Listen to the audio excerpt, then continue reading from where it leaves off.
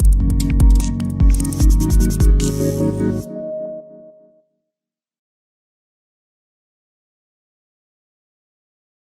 all. This is Akshay Menon, analyst at PMS Bazaar, welcoming you to the Friday webinar, a deep dive into early-stage startup ecosystem and investment strategies.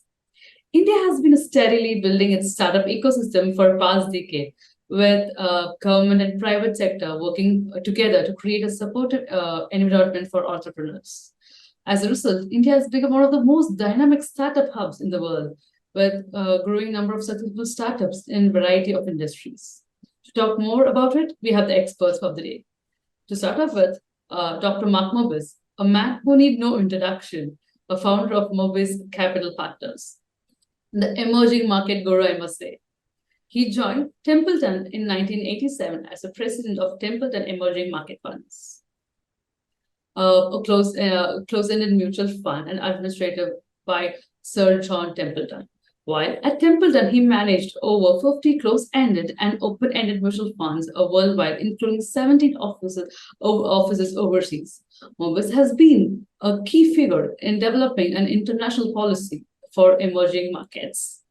So moving on to the next person of the day, Mr. Rajesh Sehgal, Managing Partner, Equanimity. Mr. Rajesh is a long-term investor with tremendous breadth and depth of experience in managing early stage investment, private equity, and public equity funds for over 2 decades. He has on-the-ground experience across emerging market countries, analyzing various industries and business spanning different stages of their life cycle. Mr. Rajesh has been active in Indian startup ecosystem since 2007, when he made his first startup investment. Since then, he has been a prolific angel investor, having invested over 20 startups, worked closely with the management teams, in most cases successfully secured exits in a handful of these startup investments. So before giving to the podium to Dr. Mark Mobius, let me just tell the audience that the flow of the webinar will be Mr. Mark Mobius will give his introduction to the car markets, and followed by Mr. Rajesh Sehgal's PPT. So before if I could ask one question to Dr. Mark Mobius regarding the ecosystem in the emerging markets, startup ecosystem in emerging markets like India. You could see in past decade, India has been a hub for startups. But recently, when you compare the year and year, in 2022 and in 2023, the startup funding ecosystem is evidently, the funding has been reduced. So from 19.3 billion to 4.4 billion in past 7 months into 2023. So why do you see this gap? Well, first of all, thank you very much for having me today. I'm so happy to be involved with Equanimity. And of course, Rajesh Sehgal is a top leader in this field, and it's really a pleasure to be working with him. We've known each other for quite a long time. In answer to your question, I think this is a very temporary phenomenon. As you know, the capital markets as regards to emerging markets generally have not been too good because of the China situation. Many people look at the emerging markets index, and of course the index is very heavily weighted to China, probably about 30%, depending on which index you're talking to. When you see that decline, people get afraid of emerging markets generally. The good news, of course, is that people are beginning to wake up to the fact that India is going from greatness to greatness. And they're going to be growing at a very rapid rate in the next 10, 15, 20 years. If you can look at the performance of the Indian market, you'll see the incredible difference between India and China, being the two largest populations of emerging markets globally. So I think the slowdown, the temporary slowdown, is temporary in what you mentioned in terms of new funding for startups. I don't think it's going to last. I think you're going to see much more coming into India for startups and for venture capital generally, and for industrial investment totally, because you know that the semiconductor industry will be coming to India. The software industry is already very well developed, but now you're going to see the likes of Apple and many, many other companies coming into India to begin to look for diversification away from China. So this is going to be very exciting going forward and is going to provide many opportunities, I believe, for Rajesh and his team, because we believe that it's not only about software, it's only going to be about hardware. And we talk about hardware, you talk about the suppliers, the adjacent suppliers to the large companies like Apple and so forth. You have to have a plethora of smaller companies doing the testing, doing the components, and all the rest of it. And of course, that is beginning to happen in India, but is going to be happening in a big way going forward. And that means more and more startups, more and more venture capital. So I think the future is very bright, and I'm very happy to be invested and involved with Equanimity because I know they're going to take advantage of these opportunities. Thank you. Thank you for that answer, sir. So before giving the podium to, let me tell you, tell the audience one small thing, that if you want to put your questions, kindly put it in a Q&A box and not in chat box. So over to you, sir, now. I'm Mark, sorry. the platform is all yours. For your some thoughts on what's happening globally, how is that relevant to us, and what we should all on this call be very mindful of as we invest our very hard-earned money. Oh, you mean for the global situation? Well, as you know, the situation in the US is very, very interesting because you see the markets holding up fairly well, but inflation continues to be at a higher level than what the Fed wants, and therefore they've been reluctant to lower interest rates. But I believe the writing is on the wall. I believe that money supply has come down. Growth in money supply has come down dramatically, and gradually money supply in total is beginning to decline. And that means that inflation will decline going forward. So I see probably by next year, interest rates will begin to fall in the US and globally. Of course, the US leads the global markets in terms of interest rates. So that will probably be taken as a positive for many investors, not necessarily the market, because the market normally moves ahead of these movements, but in terms of new investments in India and other parts of the world, they will probably grow on the back of lower rates. So I think there's a good opportunity going forward. And a few words on investors, how they should be thinking about deploying their capital in smaller companies, early stage companies, small caps, versus the traditional mutual fund and large cap companies. Well, if you look at the performance of private equity generally, you'll see that private equity funds have generally outperformed the normal ETFs and the managed funds, the active funds for listed stocks. So I believe the opportunity for companies like Equanimity is very good. In other words, we expect to see better performance than we would have in normal funds that invest in listed companies. So the opportunity there is excellent. Thanks, Mark. Thanks a lot for your time and your wise words. I think we're all going to be thinking about this when we, allocate our next capital that we have. Thank you so much. Akshara, on to you. We can now start with the presentation, etc.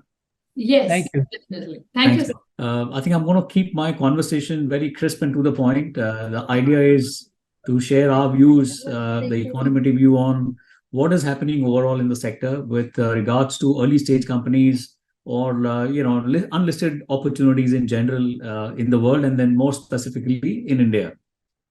This slide, as you can see, it is the private equity venture capital landscape, essentially the unlisted landscape, globally. As you can see, the venture capital bar on the left-hand side is pretty sizable.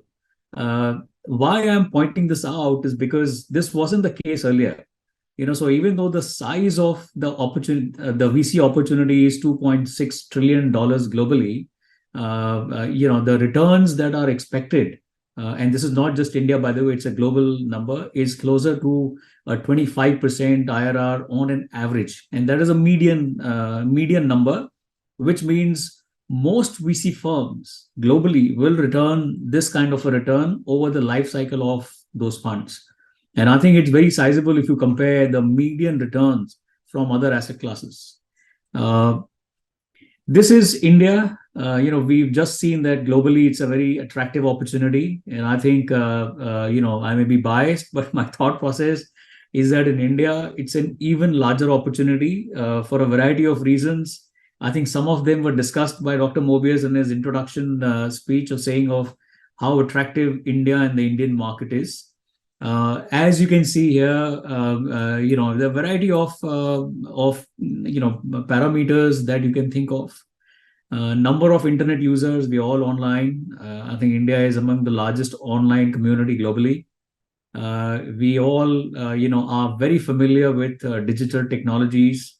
We are so proud about, technologies like UPI that we've built, where payments across the country, across all genres, age profiles, geography, etc., it's become so smooth. I think we also are very, very confident that some of these technology stacks that the government and the larger IT companies have together put out can be used by a variety of smaller companies and startups to further introduce very new business models that we still haven't seen. I mean, imagine today when you go to when you want to do any banking, it's very second nature that we go to the app and we do whatever transaction is required to be done. 20 years back, that was unthinkable. And it is our bet, and we are investing in these kind of companies that in the next 5 years to 7 years will have business models and technologies that you and I are not using today. So I think therein lies the big, huge opportunity in India. This is, as you can see, another way of slicing and dicing the same thing. We are all talking about a funding winter. I think the funding winter where capital has become very difficult to get, has become scarce for a large number of technology companies and unlisted large VC ventures, and that is a fact. The funding winter is real. The funding winter is global. But again, I'll allude to what Dr. Mobius said in the beginning. This is temporary. It is going to change. It is a cycle. And I think that the chart that you see on your screens makes it very evident that we are now at or closer to the bottom of this cycle. And it's a matter of time before that cycle actually moves up, which like it always does. So this 2023 is a year we think, the second half of 23 or up to first half of 24 next calendar year, will form the bottom in this ecosystem. The investment opportunities, the timing of investing is great at this time. We have seen from past cycles, right from the 1980s, and I'm talking of a global data set, that the best time to invest is when there's, like they say, when there's blood on the street. We've all participated in early stage investments. We've all made VC investments. We've all some way or the other invested in startups, or we know of friends and family who've done that. And we all know that there's blood on the street. So this seems to us at Equanimity to be the best time to be investing in these companies. And that is why we've now started investing from a second fund. We are investing very aggressively. We are getting great opportunities to back. These are companies that are started by really rock star founders who've been there, done that, understand how to build a business. And best of all, valuations, as you can see from this chart as well, valuations today are very, very reasonable. So this seems to be for us a great time to be investing capital. As you can see on the right hand side bottom, in the year 2023, as we put out there, the priorities of companies now are essentially to focus on unit economics. So everybody has started asking about profitability. till about 2-3 years back, the word profitability and early stage company didn't go together in one sentence. Now everybody is asking about that question. Value creation, how do you really create value? These are questions that we've all started asking all our portfolio companies and when we are evaluating any portfolio company. So I think there's a lot of mindfulness that has come to early stage investing. And therefore, we are very, very excited about the kind of portfolio we are building at this time.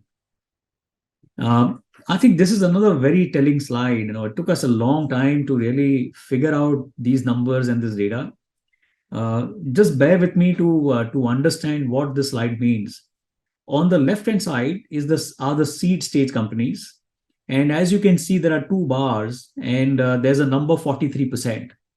What this says is that at the seed stage, this is the stage, by the way, where we invest, Equanimity, from our fund.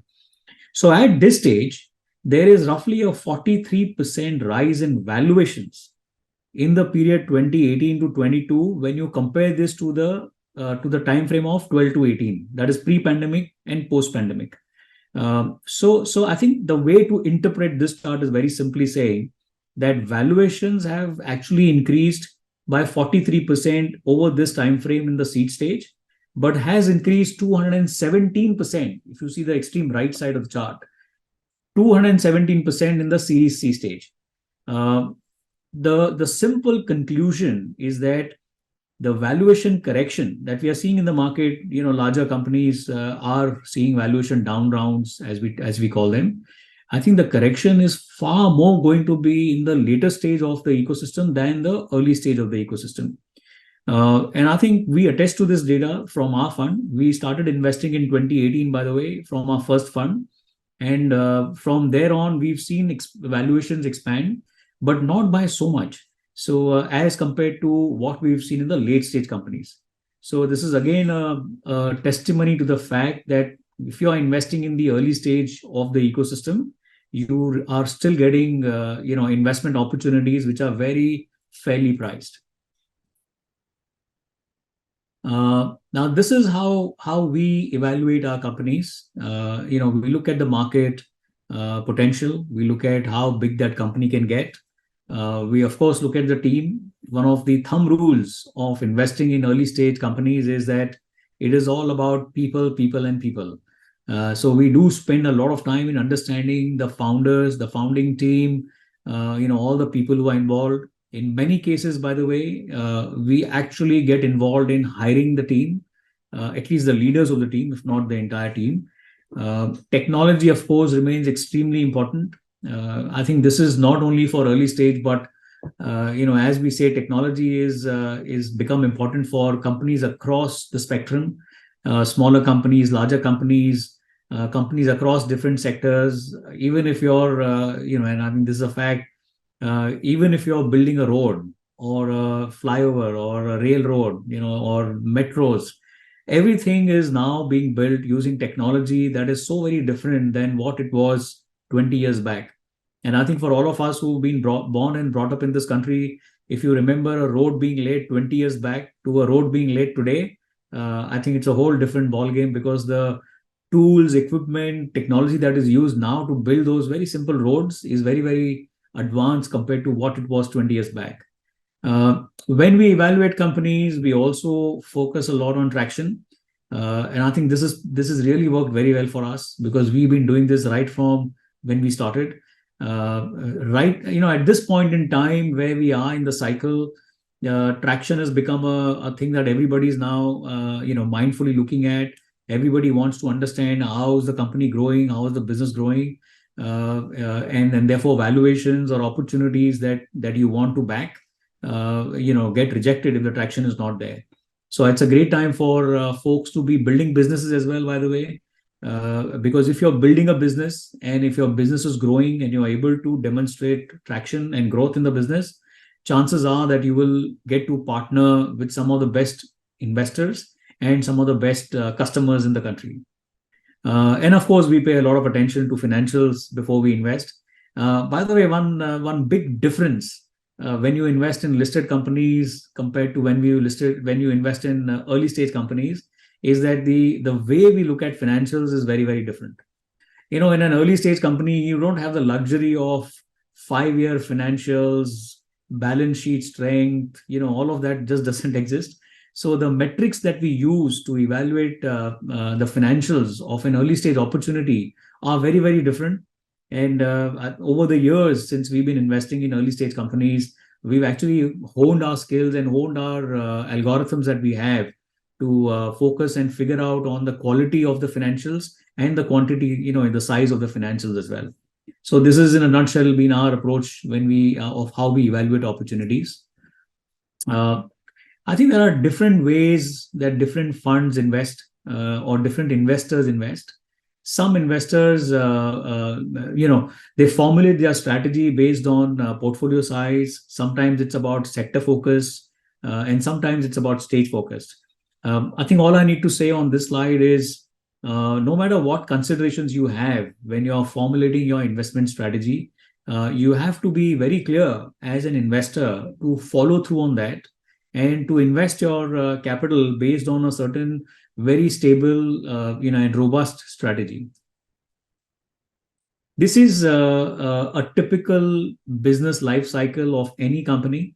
As you can see, every company at some point in time was a startup, including the likes of Infosys or Reliance or, pick up any company. At some point in time in their life, they started that business. And then they raised capital. As the company grew, they raised more and more capital because to grow a business, you need to feed it capital. And then they listed as they became mature, etc. One thing that we need to be mindful, and I can attest to that because I started my career investing in listed companies, and now we have since 2007 I'm involved with unlisted companies, and from 2017 onwards with Equanimity as a fund, we're doing in a very formal manner. I think the big difference is that for late stage companies, let's say for listed companies, valuation, according to us, is more science, but there is a lot of art as well. So I think it's a 80-20 ratio. It's more science and less art. Let's say 80% science, because there's portfolio management theory, there are valuation models, all of that. But when you come to the early stage, when a company just started, I think it's more art than science. And the reason why we say that is we don't have the portfolio management theories which are tested and tried over decades, and are based on sound theory. We do not have access to, like I said in the beginning, 5-year financials, 10-year financials. What did the management say? What have they done, etc. So there's very little track record. All we have at that point in time in the early stage of a business is what is the quality of the management team, who are the founders, what is their background, what is the plan that they have, do they have the expertise and the discipline to execute on that business plan, is the plan, the business plan that they have, is it targeting a larger enough market? So there are a lot of variables there which make it more an art rather than science to figure out valuations when you're investing in early stage startups. And I think that is where we actually bring in a lot of value, having been done that for a long time. Different investors focus on different markets. There are, by the way, some investors who will focus all across. They will also do late stage, they'll also do early stage, etc. But I think that's actually true for more advanced ecosystems like the US, China, Israel, Europe, etc. But I think in places like India, it's safe to say that we have very few investors. First of all, I'm talking of institutional investors. There's a lot more to come. And among the players in this ecosystem, all of us have aligned to one stage or the other of the ecosystem. As you can see, early stage capital, we have Equanimity there.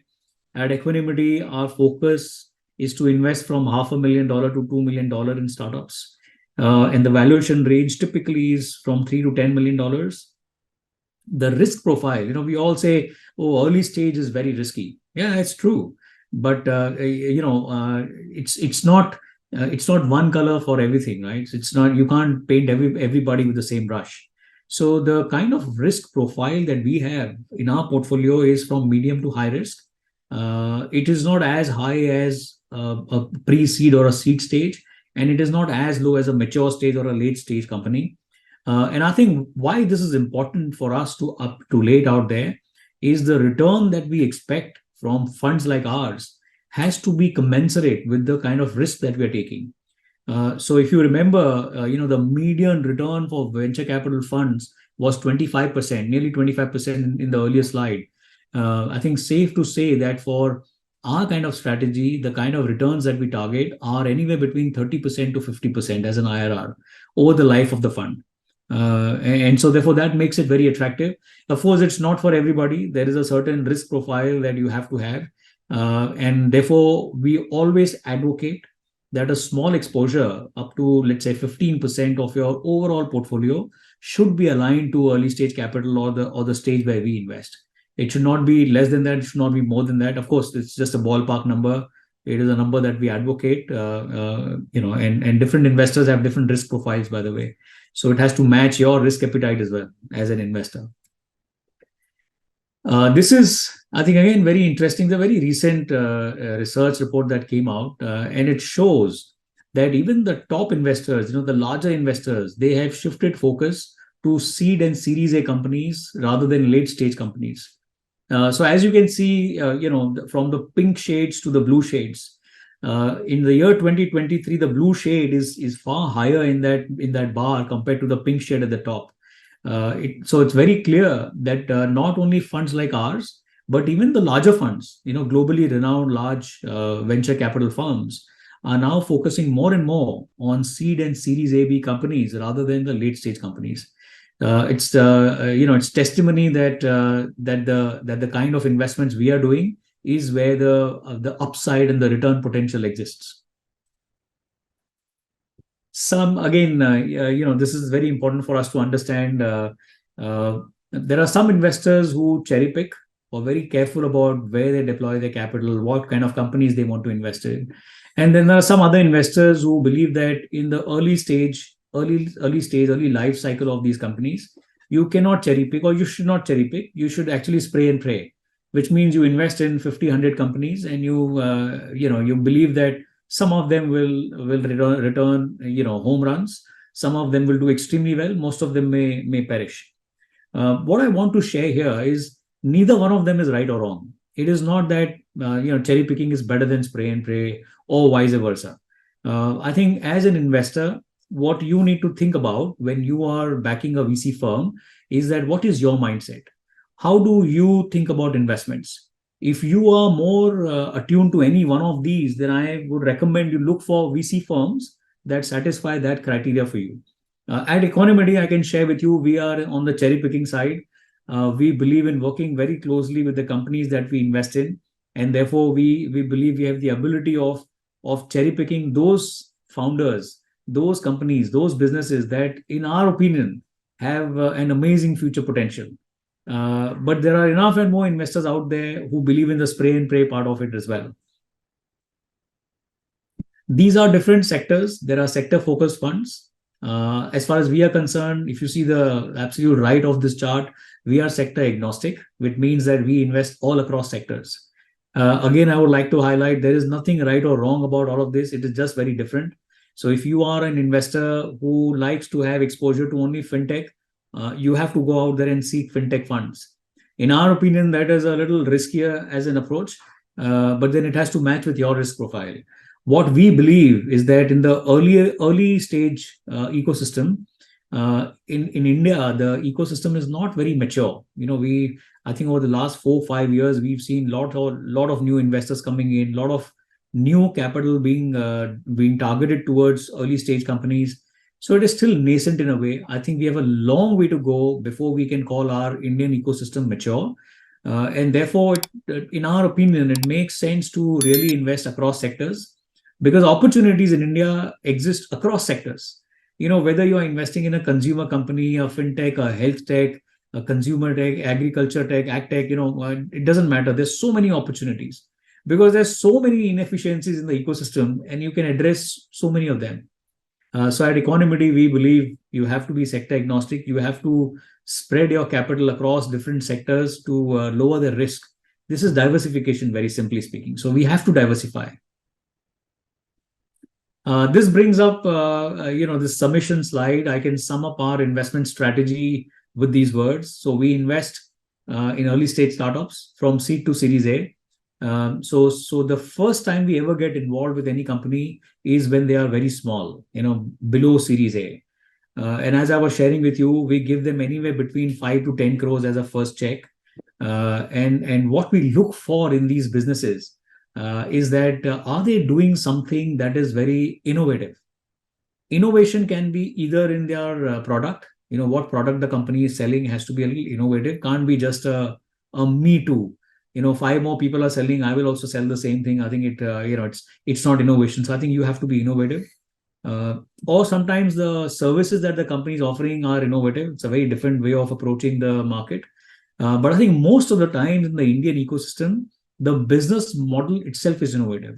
And I think herein lies the catch. All the technology that we are talking about can all be used to actually innovate your business model itself. And that is a big opportunity we are chasing. And I think, as I said, technology today is become a must-have.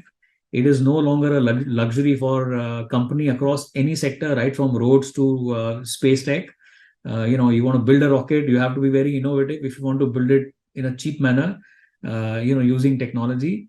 And I think two things that we focus on a lot at Equanimity are scaling sustainably, which means you cannot be a flash in the pan. You cannot show high growth and then just jump to your death.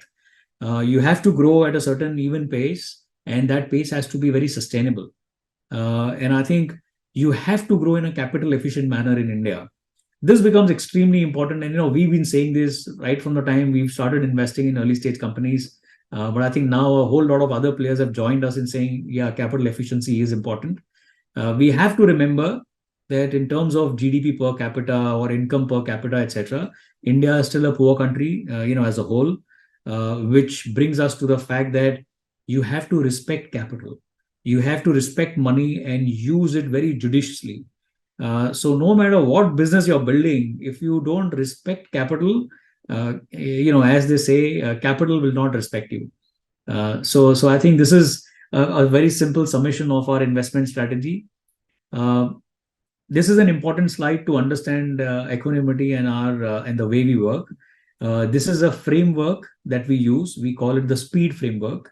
We've been using this framework right from the day we started. S stands for selection. So we have certain selection processes and criteria which we have laid down, right from the beginning. There are some pillars which are processes and people, and we are very focused on those. Even though we are not an ESG fund, we focus on ESG aspects in the startups itself.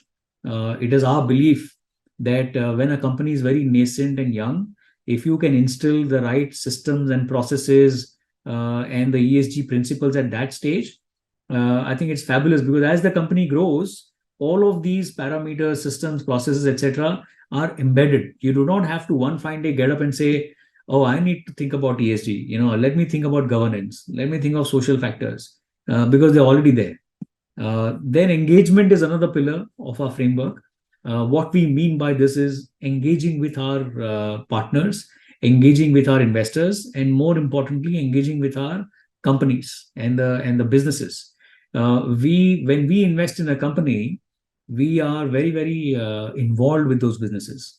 We are not passive. We do not just invest and then hope company does well and we'll get returns, etc. We are completely active. As we saw in the earlier slide, we are not spray and pray. We are very, very focused on cherry picking and then working very closely with those companies. And the D in the SPEED framework stands for portfolio design.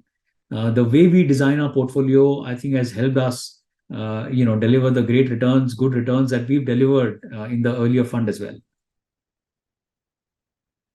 I think the next few slides will just take you through the, S, P, E, E, and D. I'm not going to spend too much time explaining what is there, on these slides. I would rather use that time for Q&A to interact with more of you.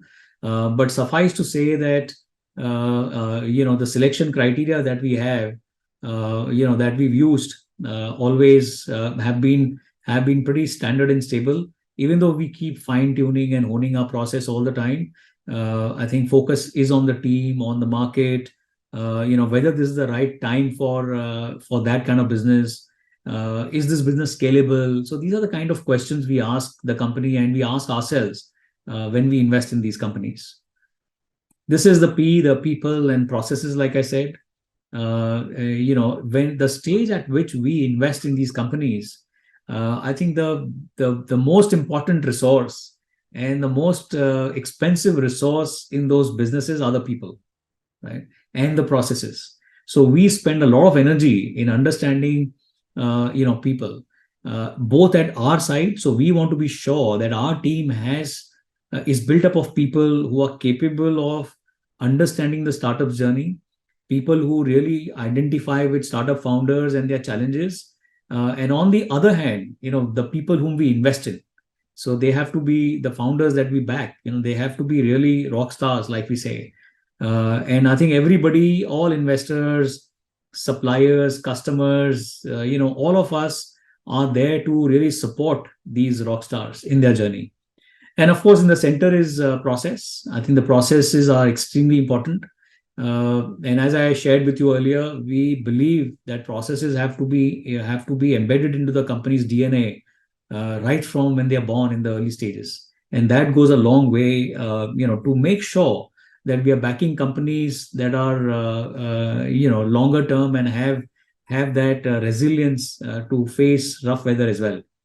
I'm very happy to share with you that of all the companies that we've invested so far from the fund, none of them have failed because of either governance issues or processes were not there, etc. None of them have faced that fate, and I think that makes me very happy to say that this framework that we put in place, the speed framework, is actually delivered a lot of value to us and our investors.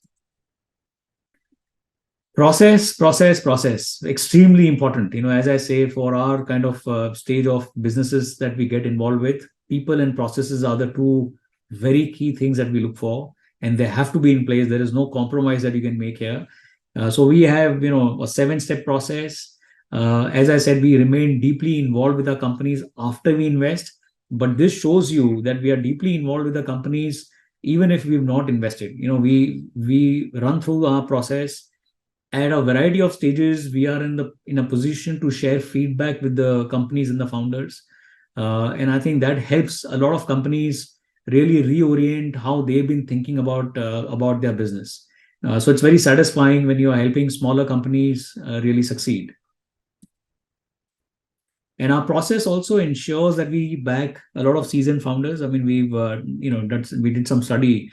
And you'll be very happy to see that 50% of our companies that we've invested in have female founders. 30% of all our founders are second-time entrepreneurs, so they've actually done one business earlier, etc. I think the point of this slide is to share with you that we back very seasoned people. We are not backing people with zero experience. Because then that becomes kind of a spray and pray. Hopefully they'll deliver.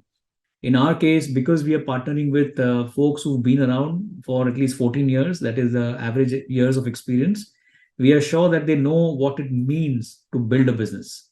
And I think for any of you on this call, if you ever built a business, in India, you understand the challenges that are thrown at you to start and build a successful business. So you really need that experience. I spoke about ESG in the beginning, and I said that we are big believers in ESG. We are not an ESG fund, by the way. Our investment is not only in ESG adhering companies, but we believe that no matter which company, which industry you are working in, whether it's a late stage company, early stage company, I don't think in today's world you can be extremely successful in terms of not only growth but also profitability if you're not in adherence with a lot of ESG practices out there, ESG principles out there. The good news here is that in the startup stage, at a very early stage, if you incept these ESG principles in companies, it helps the companies, and of course it helps you as an investor because your companies are then growing on a very solid foundation. This is our engagement model. As I was sharing with you earlier as well, we are extremely connected and engaged with our portfolio companies at a variety of levels. So the team, investment team that we have, they actually work very closely with these startup companies to make sure that the companies can grow and flourish. We have operating partners. These are people with 15, 20 plus years of work experience across different segments and sectors. These are people who can work with our startups in a variety of areas. Sometimes they help in the hiring process or grooming process. Sometimes they help in sales and marketing. Sometimes in fundraising, etc. So I think startups, the beauty at the startup stage, is that there are so many challenges that are coming at you, and you have to manage all of those challenges. So it's extremely important for our venture partners to really bring to bear all the experience that they have to make sure that these companies and businesses thrive. And of course, we are always involved with our companies at the board level, at the strategic level, what to do, what not to do. I think these are a lot of inputs that we help our portfolio companies with. And that is actually, I can attribute the success of our portfolios so far to this this is the E of engagement, remaining engaged with our portfolio companies. And lastly is portfolio design. A few things that I would like to highlight. First is, as you know, we invest from seed to Series A. We invest very early. And what we do when we invest in any company is we lay out 3 to 4 parameters. We call them milestones. And the company and us, we work together to achieve those milestones. And whenever any company achieves those milestones, they will then plan for the next round of growth. For the next round of growth, we will provide them far more capital than we did earlier, right? And we'll also get a third-party investor along with us. And this is how we keep building our portfolio. So as you can see, there are some numbers on this slide. If you see the round-wise investment, it just means that initially you made 1 rupee investment in 20 companies. And if you see the second capsule there, of those 20 companies, now you have 10 companies which have done very well, and you give them much more money, double the money that you gave them earlier. When you move to the third capsule, you see that of those 20 companies and then 10 companies, now there are only 5 who you can give far more capital. It does not mean that everybody else has perished. It just means that they don't need that much more capital. And this is how we actually keep backing our winners and building our portfolio. Again, as a venture capital investor, half our job is finding the right companies. And the other half of our job is to making sure that those companies actually grow in a manner which can deliver the returns that we are targeting. As I said, 30% to 50% IRR on the entire portfolio is a very high barrier. It's a tall order. It's not easy to achieve. Not many people have been successful in achieving that. And therefore, all of these processes and systems and all of this that I shared with you, the whole speed framework, goes a long way in helping us ensure that we are able to achieve those. So this is the speed framework in a nutshell. I think I will stop here. As I said, I don't intend to keep talking a lot. We still have 15 minutes to go. So let me hand it back to Akshara for her to take Q&A, etc. Yes, sir. Thank you for that. Actually, it was a very elaborate one and a very brief one about startup ecosystem. While you were explaining it, I was just thinking, you are an investor since 2007. You're counting your 2 decades now, actually, almost 2 decades. So what are the parameters that you think investor should have in mind before you're going to invest in a startup? A lot of things, but let me not complicate. Let me keep it very simple. I think for anyone who's evaluating an investment in startups, if there are, let's say, 3 things that you have to watch out for that you should focus on, because, as investors, most people are not full-time investors. Yeah. Unlike us, we are full-time investors. We're just doing this for a living. But for somebody who's a businessman, who's a professional, etc., and is also making a portfolio for himself, herself, I think there are 3 things that I would recommend you spend your time on. I would say spend a good amount of time with the founders and the second layer team if there is. So the top team and the second layer of the management team, please spend time with them. Meet them at least 3 to 4 times over a period of a month. I think in one meeting it is very difficult to assess the depth and the capabilities of the founding team. So you got to, I know it will take time if you meet them 3-4 times in a month, but you're investing your hard-earned money, like I always say. So you better put the time before you make the investment rather than putting the time in chasing them after you've given them the money. So that is one, spend time with people. Second is invest in areas that you understand.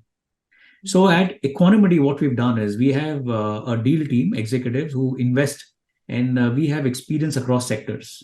We have venture partners who come from different walks of life. They have experience across sectors. But if you, as an investor, if you're starting to invest in early stage companies and startups, I would recommend you restrict yourself to a business or that area that you understand. And third, I would say is, not an easy thing to do, but you have to make sure that you are investing in people and an area where you can keep on adding value.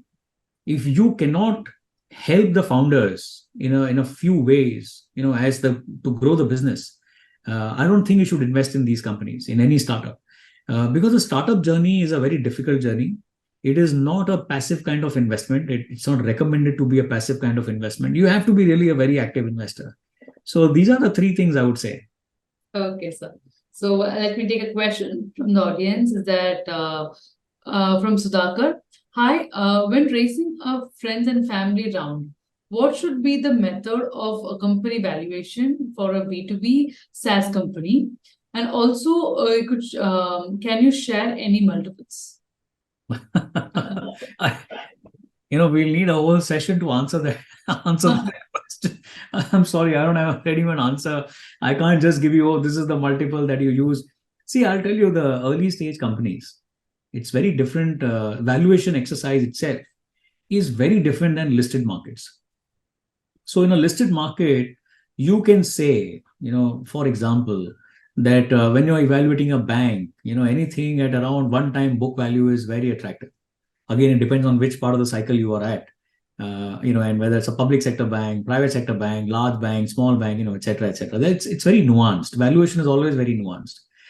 One of the slides that I presented earlier also brought out the fact that public market investing or late stage mature company investing is 80% science and 20% art.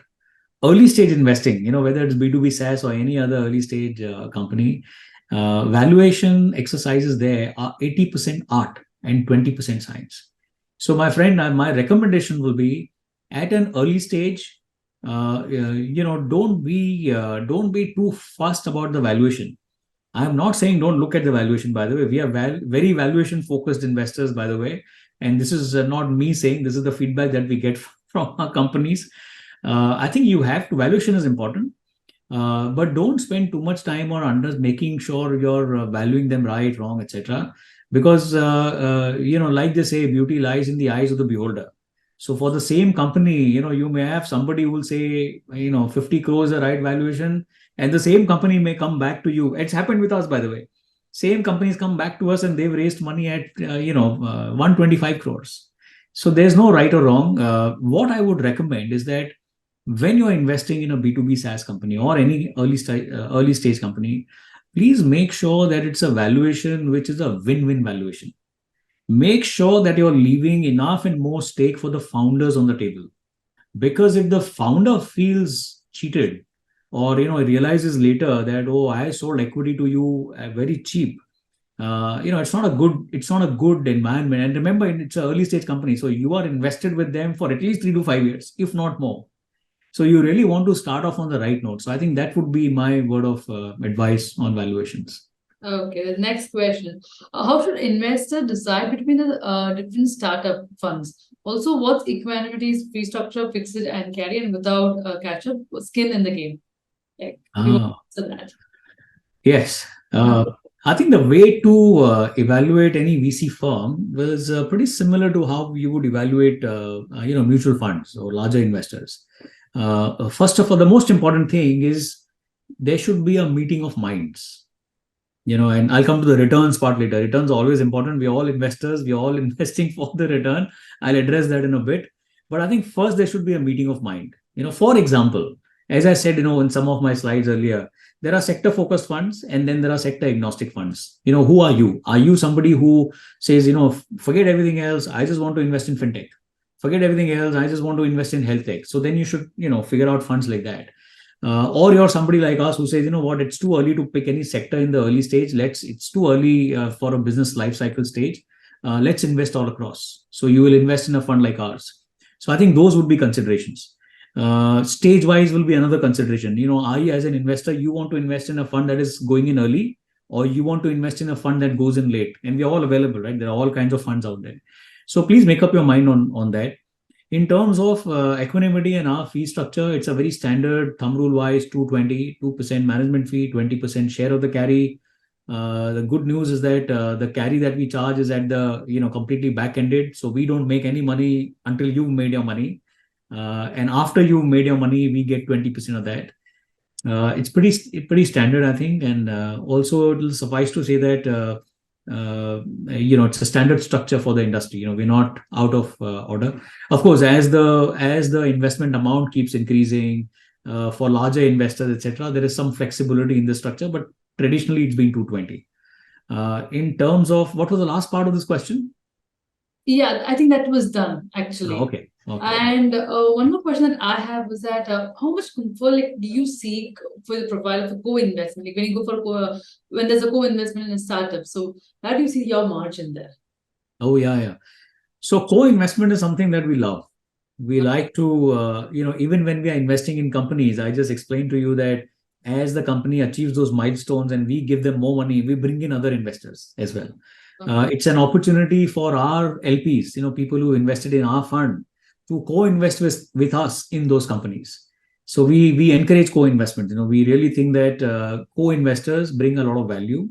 Of course, for somebody to co-invest with us, they should have that, first of all, commitment with the fund, which should be sizable, and also they should have some value add that they bring to the table. As I was describing, early stage investing is not passive. You cannot be very passive. You have to be, really involved. But you know what? We've seen, Akshara, over the years, a lot of family offices in India, a lot of individual investors in India have really, made sure that they brought value to the table. And so we've had in our first fund, earlier fund that we had, we've had investors who were part of our fund, and then they invested as co-investors in companies, and they've really helped those companies. So as I said, as a policy, we like co-investments. Okay, and one more question that I liked from Satish is that I'm going to take that on hand now. Very insightful talk, Rajesh. As I must say, my investment is in Rajesh Sehgal and not on the fund. Thank you. And We say the same to our founders, by the way. And so that puts more pressure on you. Coming on to the question, can you let us know whether there were any wrong investments and why did that happen? And how was the salvage yourself from there, and what were the learnings from such instances? Very important, I think. We all learn as we go. And at Equanimity, it's not that we've not made mistakes, but I think we've been lucky, I must say, and I'll tell you why I say that. In the first fund, we made 14 investments. Out of those 14 investments, we've already sold 4 companies and returned money back to our investors, right? Part of it. And the good news here is that all of these companies that we exited were all in 2021. So if you remember my chart where, there was a cycle which I was talking about, 2021 was the year of euphoria in the ecosystem. Everybody, all investors were falling over each other to deploy more capital. Every company was raising large checks, 50 million, 100 million. News had become, very, very common. But we understand cycles. So we very clearly understood that this is at or near the top of the cycle. So we used that year to actually exit some of the tough companies in the portfolio. Not the best ones, but the ones that were otherwise doing, not doing too well. So we exited some of those. I'll give you an example. For example, there was a company in the healthcare space. And when we invested in that company, I mean, solid founders, excellent team, everything was great. Everything checked out, diligence checked out, everything checked out. So we invested in the company, and as they started executing, they figured, and this is the nature of entrepreneurs and founders. They have 10,000 ideas a day. They came up with some other idea, and they said, let's pivot the company to a certain direction. And for one reason or another, and I don't want to bore you with details, we didn't kind of agree with that journey. You said, this is not the way to grow the business. Let's stick to what we are doing. We tried to convince them. They tried to convince us. Ultimately, we came to this conclusion that they should just return our capital, and they should go the path that they want to go, because as I said, we are all supporters and we are all partners in the journey of the company founders. So we didn't want to pull them in this direction. They are pulling us in the other direction. I think that's not a good utilization of anybody's time. So in this kind of case, we got the money back, by the way. And typically most firms would write off these kind of investments. But as I said, we are very, very, we respect capital. We think money is all hard earned and important. So we made sure that we got our money back from the founders, and they are both happy. The founders are happy. We are happy. Yeah. So I think the question was answered. And the next question was that how do you manage the threat of technology redundancy, impacting the early stage startups? This is a very important component for long-term sustainability and growth. Yes, good question. As I said in the beginning, the technology is very important, no matter which sector you are in, what business you're running, what stage you are at. I think look at our business, the investing business, or look at your business, distribution business. We're all using technology. I mean, look at this call. We have so many people participating in this call. It's all thanks to technology. In the olden days, you would have to find a room, get everybody in the room from all over the country, travel, and then attend a conference, right? So technology is useful. But I think at an early stage, to answer the question, so there's a give and take. First of all, at an early stage, you don't have too many resources to invest in the best technology under the sun. So whether you like it or not, the founders have to be very frugal, first of all, and they also have to be very innovative. So you have to deliver far better technology than it exists out there at a far lower cost, and that is a challenge. And therefore, when I, earlier in the call, I mentioned about UPI that India has launched as a country. I think it's fabulous, because you've launched UPI, which is essentially a technology stack, and you build the whole thing in a very economic manner. So I think that is how you should think of technology. You want to get to the moon, but you don't want to spend too much. Right now, it sounds very difficult, but it's doable. We've done it. Okay. And the one question was completely, coming here and there is from an anonymous attendee. What is the minimum investment size at Equanimity? Minimum investment into the fund? Yeah, into the fund. So the SEBI minimum, we are regulated by SEBI. We are a category 2 AIF. The minimum investment into the fund is 1 crore as per SEBI. Yeah, we draw down the capital over 2.5 years. So essentially, the way you have to think of investing in our fund is that whatever you commit, let's say you committed 100 rupees, then that 100 rupee, we will, you don't have to give it to us today. Over a period of 2.5 years, we take 15 rupees from you every 6 months. So 15 rupees today, then 15 rupees, then 15 rupees every 6 months. And then ultimately you would have invested 100 rupees with us. But the minimum, as I said, the SEBI minimum is 1 crore. So what is the ideal investment horizon for this fund? We are a 7-year fund. The way we operate is that whenever we exit any company, when we sell any company, we return the money back to our investors. That's what I was saying in the first fund also. We sold 4 companies, and the money that we got from there, we gave it back to our investors. So I think it is fair to assume that on an average, your capital in the fund is there for about 4 to 5 years. Okay, but my question is that once you have exited from one company, do you think about the reinvestment part after that, or is that what is the process after exiting the company? Do you reinvest? Return the money back to investors. See, I have been an investor in many funds over my life, and I can tell you, there is no better feeling than getting money back.